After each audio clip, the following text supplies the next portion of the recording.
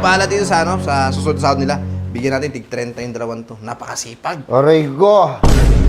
Ano yan? Ano por, di pa ba tayo uwi? Hanggang 5 PM lang tayo doon, alas 10 na. Nahihimatay na yung isa doon, oh. Engineer, wait lang ha. Nagre-reklamo ng isa dito pero ako bahala dito. Mapapagkaan natin yung loob nito. Ano pa yun? Anong problema mo? May kausap ko si engineer oh. Alas 10 na nga por, hanggang alas 5 lang tayo dito. Grabe namang OT yan, 5 oras. Hindi pa kami bayad. Hindi kayo bayad?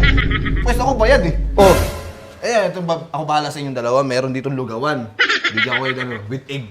ayun lang, walang kwenta. Dapat ibayaran mo kami. Hindi yung...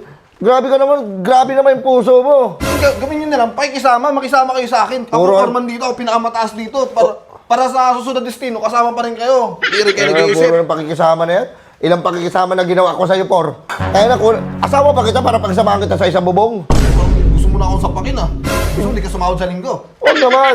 Inaano ko, por. Hindi naman kami robot. Napapagod din kami. Tayo, nagchat-chat sa misis ko. Sabi ko, nasaan ka na? Sabi ko, hindi nag-OT kami. Nag-OT. Nandiyan ka sa babae mo. Oh, napag-ginalaan ako.